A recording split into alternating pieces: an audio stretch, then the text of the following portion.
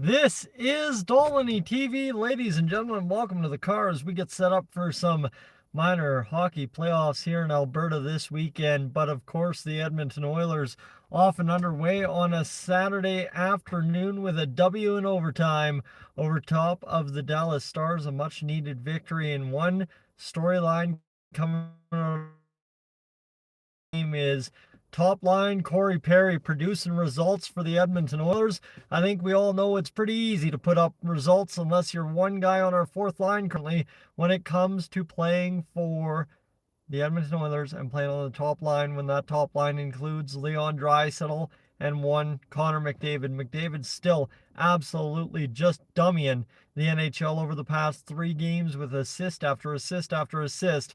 And you love to see, obviously, what he's been able to do for us to help contribute to some interesting games the past 3. The Oilers are 2-1 in their past 3 games, by the way. See how much the whole world changes just based on one win in overtime against Dallas.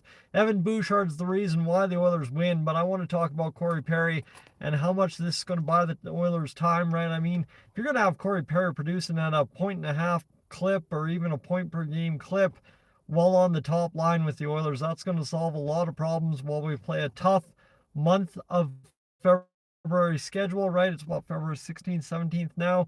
We're closing in on the end of the month anyway.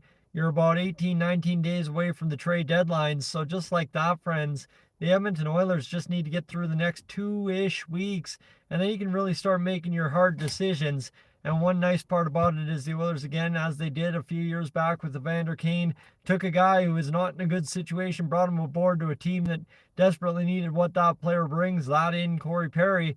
And the Oilers have found a way to obviously turn it into absolute gold just, 7-8 games in to his NHL career with the Edmonton Oilers. And it's nice to see that Scorey Perry's back. I know we all wanted him to be that guy that just agitates, frustrates, and draws penalties. But hey, you know what? I'll take the goal scoring too when it comes down to it for the Oilers. 2 goals in the past 2 games. When you're looking for depth scoring, Corey Perry being the guy. You know, you have 3 Hart Trophy winners on the top line. I don't care how old they are. That's a pretty good recipe for success.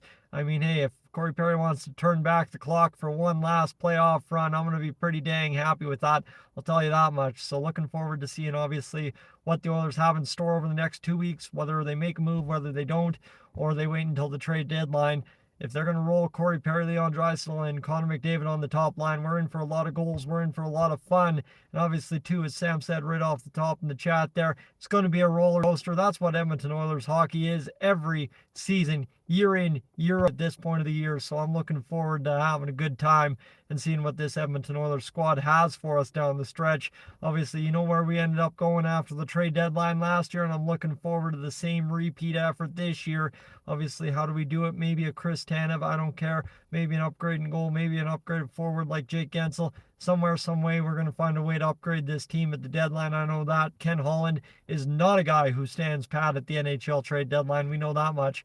So we'll see what he has in store for us here, friends. But already our first acquisition, our first add to this roster from a few weeks back, Corey Perry is back to being not just the Corey Perry we all love to hate, but the Corey Perry we all know he used to be, that being Scorey Perry. I like to see it, friends. I'm Tyson, this is Stolany TV. I am up on out of here.